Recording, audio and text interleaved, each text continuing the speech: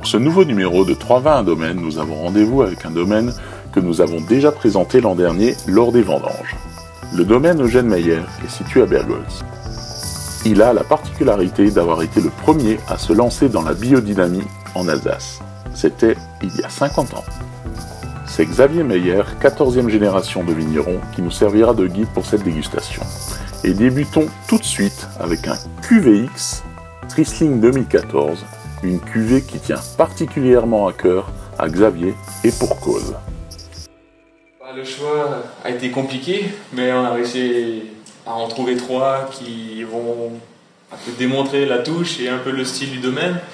Donc pour commencer, on va goûter le Riesling QVX 2014. Donc c'est un Riesling qui est un peu particulier, il a été élevé en foudre pendant 15 mois sur lit total avec un bâtonnage, donc quelque chose d'un peu atypique par rapport à l'appellation alsacienne. Mais on s'est dit, pourquoi pas, on aime bien tester les choses nouvelles et dans la viticulture, du moment qu'il y a de la routine, c'est pas bon, on commence à s'ennuyer. C'est pour ça que chaque année on essaye de tester quelque chose de nouveau, que ce soit dans les vignes ou alors en vinification. Et en 2014, on s'est dit pourquoi pas essayer un élevage sur bois neuf en foudre sur du Riesling. Ça a déjà été fait, le problème c'est que le Riesling supporte très mal le bois en fonction de la maturité et en fonction du bois. C'est un pari assez osé, mais on va déguster, on va voir ce que ça a donné.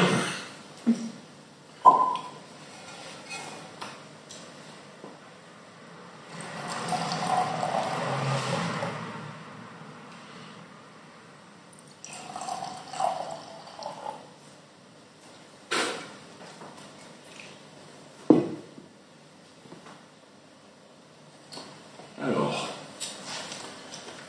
merci.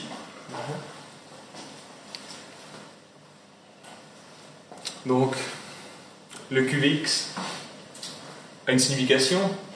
On est quand même resté sobre dans la signification, donc c'est mon père qui a trouvé le nom. Donc le Q et le V est en fait l'abréviation du terme QV, et le X c'est pour Xavier. Donc au domaine, tout ce qui porte la mention QVX a été élevé en bois neuf. Ça permet de différencier. À l'heure actuelle, on a un pinot noir élevé en bois neuf, donc le pinot noir QVX, le pinot gris et le Riesling. Santé.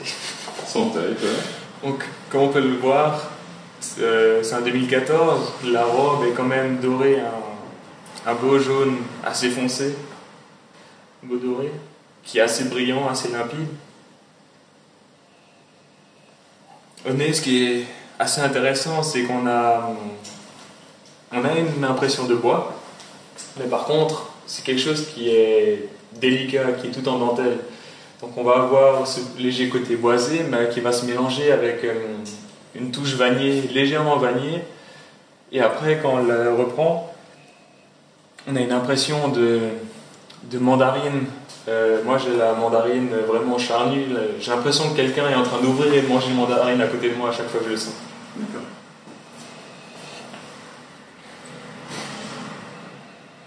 Après, au second nez, ce qui est super sympa, c'est qu'on a toujours encore les caractéristiques du Riesling. On a le côté minéral qui va sortir, on a un côté fumé, et après on a tout ce qui est agrumes, les fruits à chair blanche qui ressortent. Lorsque tu avais pensé à ce vin, à cette expérience, on va dire quand même, qu'est-ce que finalement à la base tu recherchais toi? Dans notre famille, on adore les Condrieu. Et on s'est dit, pourquoi pas essayer ce style de vinification avec nos cépages alsaciens. On voulait partir sur des barriques, mais le problème des barriques, c'est qu'on a une surface de contact qui est beaucoup plus importante et on a un bois qui est, je trouve, plus dur, plus agressif. Donc du coup, on est parti sur un foudre. Donc c'est un foudre de 700 litres, donc encore petit, facile à manutentionner, facile à nettoyer. Mais après, au fur et à mesure de l'élevage, donc on l'a vendangé, on l'a pressé, débourbé, on l'a mis à dormir dans ce foudre. On le goûtait au fur et à mesure de l'élevage, et après, au fur et à mesure, on s'est dit, tiens, il pourrait rester un peu plus longtemps. Donc on a commencé à faire des bâtonnages, on l'a laissé 15 mois à l'intérieur, Donc au bout des 15 mois, quand on l'a ouvert pour le sortir, quand on a jugé qu'il était bon après chaque jour de déguste, il n'y avait plus de vie, il était clair. Donc le vin a mangé entre guillemets toutes les vies. Et après on s'est dit, on va pas le filtrer, vu que ça risque de le débouiller. On l'a fait décanter une fois. Et après, on a fait un léger rectificatif niveau soufre, vu qu'il a été sans soufre pendant toute la vinification, tout l'élevage. Et après, on l'a mis en bouteille et on l'a oublié en cave. Ça fait seulement 2 ans et demi qu'on l'a commercialisé, donc on l'a vraiment attendu. Jusqu'à ce qu'un jour, quand on se baladait dans la cave, on s'est dit, ah tiens, on pourrait goûter ce que ça devient. Après, on l'a goûté, on a remarqué que l'équilibre était là, que le côté minéral, le bois, tout était ensemble, était bien fondu. Donc on s'est dit, c'est le moment de le faire découvrir. Le nez est vraiment une belle finesse, hein, franchement. Et on ne dirait pas que c'est du bois neuf. Ouais, non, mais c'est ça qui est assez amusant avec ce vin, on a beau dire que c'est du bois neuf, personne ne nous croit, vu qu'on a une expression du bois qui est vraiment très discrète, on a vraiment le fruit qui est mis en avant, vu que le but premier de ce vin, c'était pas de le mettre en bois et d'avoir au premier plan le bois, et ensuite le fruit. Le bois doit servir de colonne vertébrale en arrière-plan. Et après, quand on va le goûter, on va voir que le côté boisé, les tanins et l'acidité font vraiment une très belle colonne vertébrale du vin.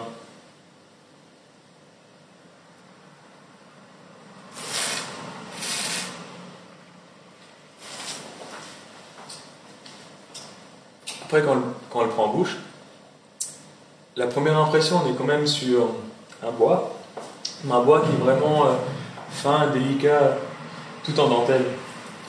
On a, comme dit, le petit côté vanille qui va ressortir, mais après, on a toujours encore une très belle salinité, une belle acidité qui va venir et qui va nous emporter sur tout le long.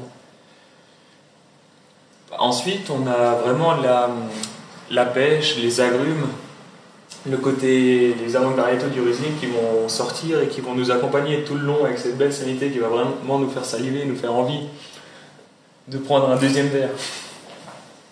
Clairement. Après, ce qu'on remarque aussi, c'est qu'on a une très belle concentration issue du bâtonnage et vu qu'il a autolisé toutes les levures. Donc on a une très belle matière, et tout en profondeur et en finesse. Et la particularité aussi de ce vin, c'est qu'on aurait pu prendre une parcelle lambda pour le faire. On s'est dit, quitte à faire un vin exceptionnel, faire un essai, on a pris du vin, une parcelle issue du Grand Cru Spiegel.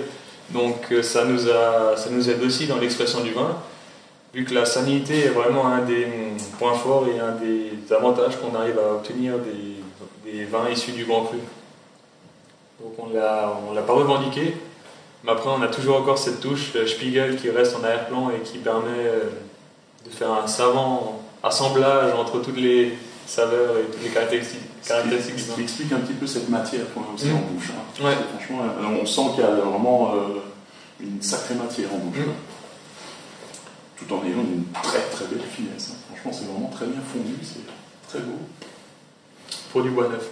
Ouais, non, vraiment. C'est pour ça qu'on a décidé de partir sur le foudre, c'est qu'on a une surface de contact avec le bois qui est moins importante par rapport à la barrique. Et après, quelque chose d'un peu spécial sûrement de la biodynamie, c'est la forme. Le brassage du vin en ovale est mieux, entre guillemets, pour le vin. Le domaine Eugène Mayer existe depuis 1620. Il exploite actuellement un peu plus de 13 hectares. Il embouteille l'intégralité de sa production, dont 50% est vendu au caveau. Comme indiqué, le domaine familial est en biodynamie, une pratique qui apporte une vraie fraîcheur au vin et une buvabilité très appréciable. Pour le deuxième vin, nous sommes sur le même terroir que pour le premier, mais la différence est manifeste et impressionnante. Découvrons tout de suite le Riesling Grand Cru Spiegel 2017. Donc pour le deuxième, on va goûter un Riesling Spiegel en 2017. Donc le Grand Cru Spiegel est à 2 tiers sur la commune de Bergos et 1 tiers sur la commune de Guebwiller. On est sur un terroir calcauro-marno-gréseux avec une exposition sud-est. Donc on a un peu de surface sur le Spiegel, on en profite. On en produit majoritairement du Riesling, vu que c'est vraiment le vin où je trouve on a la meilleure expression du terroir. On a vraiment toujours une très belle acidité, bien ciselée, une belle expression aromatique. Et après, toujours sur les Riesling, on va toujours avoir la touche du Spiegel, le côté un peu mentholé, verveine qui est caractéristique de ce grand cru. Là, par rapport au précédent, on peut voir que la robe elle est un peu plus claire. Là, on est sur un doré relativement clair. Il est plus jeune aussi. Ce que j'allais dire, on ne parle pas du même millésime non plus. Il faudra attendre. Quand il aura le même âge que l'autre, il sera pareil, niveau couleur. Après, au nez, le premier nez, on est vraiment sur ce petit côté mentholé. On est légèrement poivré. On sent qu'il est encore sur la réserve. Ouais, il est jeune, il est vraiment sur la réserve. Mais après, si on lui donne le temps pour vieillir, chaque année, on fait une dégustation avec des vieux millésimes, à l'aveugle. À chaque fois, on est perdu. Moi, je connais les millésimes vu que c'est moi qui vais les servir, mais après, la famille est complètement perdue vu qu'on ne sait pas quel âge donner à ces vins. C'est des vins avec des potentiels de garde relativement hauts. Donc à chaque fois qu'on va les goûter, on a toujours la trame, très belle acidité, de la salinité, de la puissance. Mais après, on arrive à leur définir une dizaine d'années, mais après, on ne sait plus où donner de la tête. C'est comme s'ils avaient fait un blocage. Quand on goûte les vins que mon grand-père a vinifiés, qu'on a encore de côté, on se dit waouh! On s'est dit si tous les vins pouvaient vieillir de cette manière, on signerait tout de suite. C'est clair.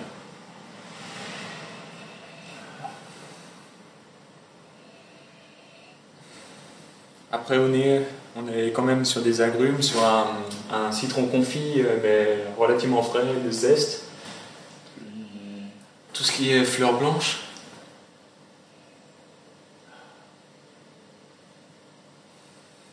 Côté minéral qui commence à ressortir déjà pour un 2017.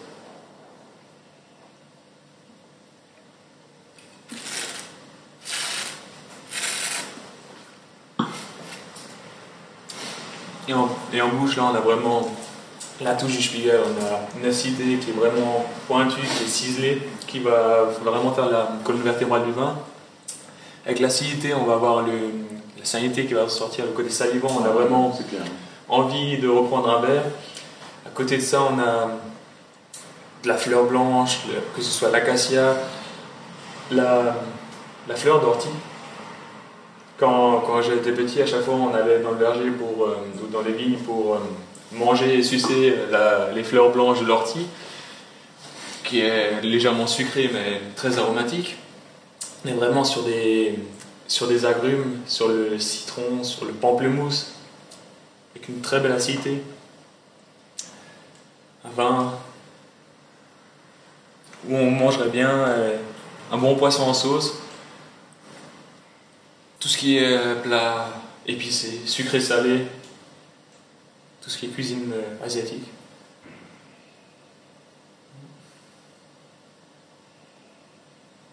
Et après, pour ce vin-là, donc on a un élevage en foudre. Donc c'est pas dans un foudre neuf comme le précédent, on est sur un foudre centenaire, voire même un peu plus vieux. Ça dépend en fonction du volume et du foudre qui est disponible.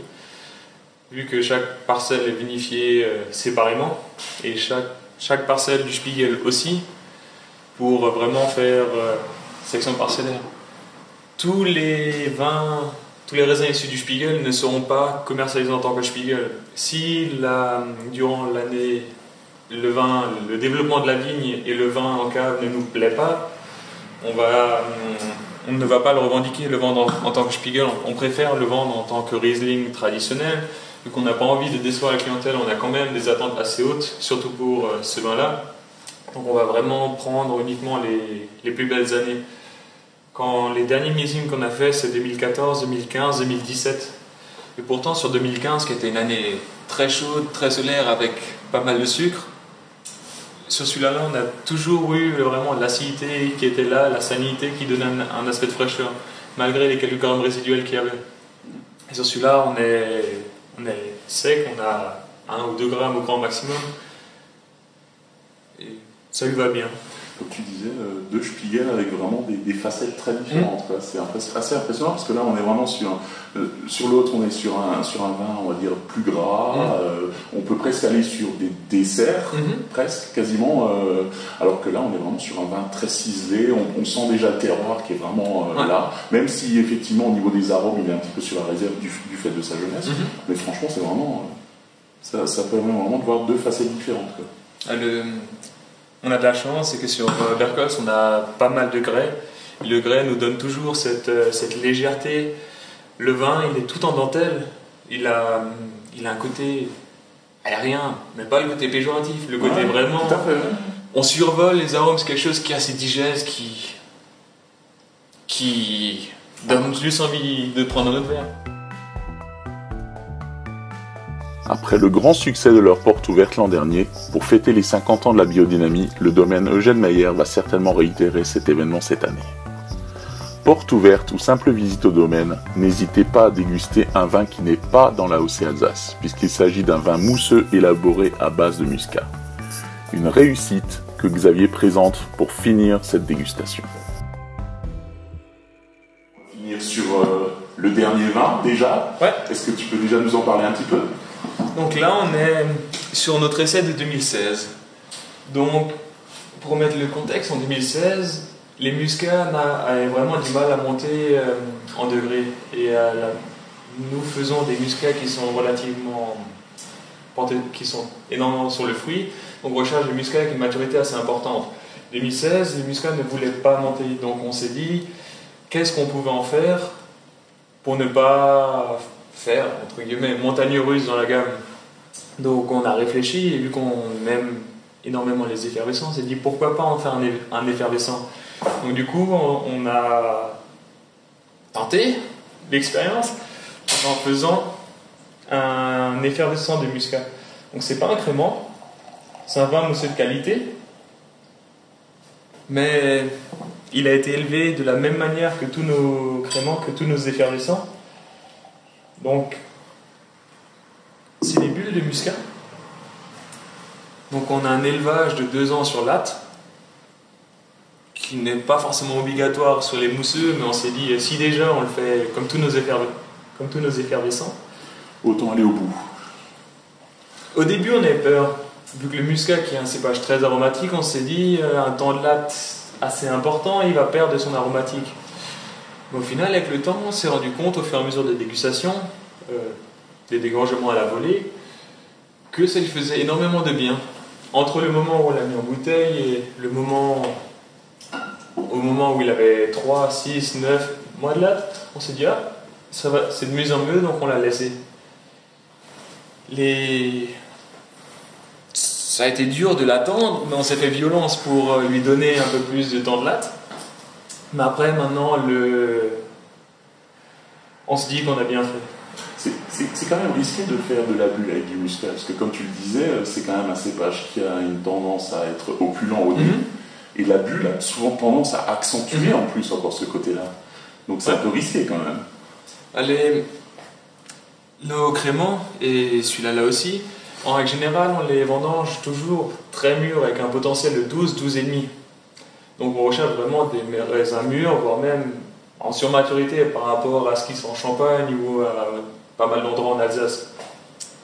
Le but est déjà de faire la seconde fermentation avec son propre sucre, où on va avoir une palette aromatique aussi différente. Donc on va faire fermenter le vin, donc celui-là, le muscat est fermenté à froid, relativement doucement. Et après, on l'a stoppé, comme tous les effervescents, grâce au froid, à peu près 22 grammes par litre. Il y a des moments où c'est plus 20, à peu près 22 grammes de sucre par litre. Et après, on l'a laissé en stand-by et après, on l'a réveillé de nouveau au moment de la mise en bouteille. Vu qu'il avait déjà le sucre dont il avait besoin, ou alors il a juste fallu compléter un chouïa, un minimum, on l'a mis en bouteille et on s'est dit, advienne que pourra. la première fois qu'on l'a mis aux ventes au cas où, les personnes nous disent ah bon, vous avez fait ça? Je dis bah oui, on aime bien les challenges, on aime bien les nouvelles expériences, donc on s'est dit pourquoi pas en essayer, vu que notre encépagement, on a déjà pas mal de muscat. Et comme dit, ils ne voulaient pas monter au degré, donc fallait faire quelque chose. Donc on est parti sur cette voie-là. Et les effervescents au domaine représentent 40% de la production. Vu qu'on aime bien l'apéro et faire la fête, donc on s'est dit pourquoi pas en rajouter un autre. Donc après, quand on prend le nez, on a vraiment le côté muscat, on a l'opulence du muscat, donc le côté muscat automnal. On est vraiment sur de la fleur blanche, quelque chose de légèrement mentholé, fumé, légèrement torréfié. Pour un muscat qui théoriquement, le muscat, non, ça sent que le muscat. C'est ce que j'allais dire, c'est pas le classique ça. Donc on a vraiment cette opulence du raisin, mais le raisin mûr, on a l'impression de croquer la grappe bien dorée qui donne envie. Mais tout en ayant un petit peu ce côté fumé. Avec ce petit côté fumé, mais après, au nez, on arrive à sentir tout de même la légèreté, la dentelle, la délicatesse avec laquelle elle a été faite. Bah, les bulles, on a une effervescence qui est régulière, qui est bonne. Et après, qu'on va prendre en bouche, là, ce sera un peu la surprise. Ouais.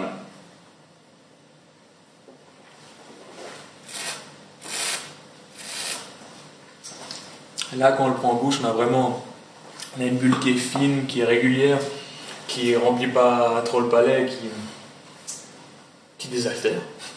Ouais, non, mais clairement, ouais. Clairement, qui désaltère, qui explose en bouche. Et après, c'est un muscat, comme dit. Mais après, en bouche, on n'a pas l'opulence, c'est pas écœurant. On a certes les arômes du muscat, mais après, quand on passe les arômes et tout, derrière, on a ce côté, comme dit, la fleur blanche, le fumé, le légèrement torréfié, l'impression de croquer un raisin mûr, vraiment, vraiment juteux, avec toujours encore une belle fraîcheur, une belle acidité. Le sucre, il y en a un peu, mais pas trop, pour vraiment mettre à l'honneur le cépage. On ne voulait pas faire un effervescent de muscat qui soit écœurant, qui soit trop sucré. Trop lourd, ouais. Mon grand-père dit toujours "Adieu à ta vie et ça suffit à vie". Donc, si un verre on appelle un autre, c'est qu'on a bien fait notre travail. Oui, parce que, comme tu disais, effectivement, le sucre n'est pas... On le sent légèrement, c'est ce qu'on disait, la différence entre le gras et le sucre souvent est ténue, mais là c'est vrai qu'on sent légèrement un peu de sucre, mais en même temps tu as une amertume qui permet vraiment de rincer le palais, une belle amertume qui permet donc finalement tu oublies totalement ce côté... Et après on a toujours encore sur la finale la longueur, la persistance du muscat qui va nous tenir jusqu'au bout, le muscat à fleur blanche. Et avec ça il y a beaucoup de monde qui dit oui mais c'est bien beau, mais vous l'associez avec quoi? Ouais, c'est ce que j'allais dire. Après, du coup, dès qu'on l'a sorti, on s'amuse à cuisiner, à tester avec quoi on va pouvoir le prendre. Donc on s'est dit, déjà, l'incontournable, muscat, c'est avec les asperges. Avec les asperges avec une petite sauce grébiche, franchement, ça rend super bien. Ou alors, on va être un peu plus osé. Quand vous prenez une soupe de potimarron ou de butternut qui est très épicée, qui est vraiment avec énormément de matière, prenez ça. Vous avez le côté légèreté, la douceur, pas la douceur du sucre, mais cette légèreté qui va vous prendre et qui va aller super bien avec le côté épicé. Sinon, avec les tartes, avec les fruits vraiment caramélisés, crème brûlée. La dernière fois au restaurant, on avait une crème brûlée et ça permet d'apporter de la légèreté, de la fraîcheur à un plat qui de tendance a l'air un peu plus lourd, un peu plus difficile à digérer. Et qui est souvent difficile à accorder. Et qui est difficile à accorder. Après, c'est des accords mévins qui sont un peu osés, mais faut oser. Qui ne tentent rien à rien. C'est un peu le leitmotiv de votre maison. Donc, à nous, on aime bien un peu sortir des sentiers battus et de faire découvrir de nouvelles choses à nos clients et ceux qui veulent bien venir déguster à la maison. Non, c'est... Comme dit, pour un mousseux, ça va. Franchement, merci. Contact. Contact.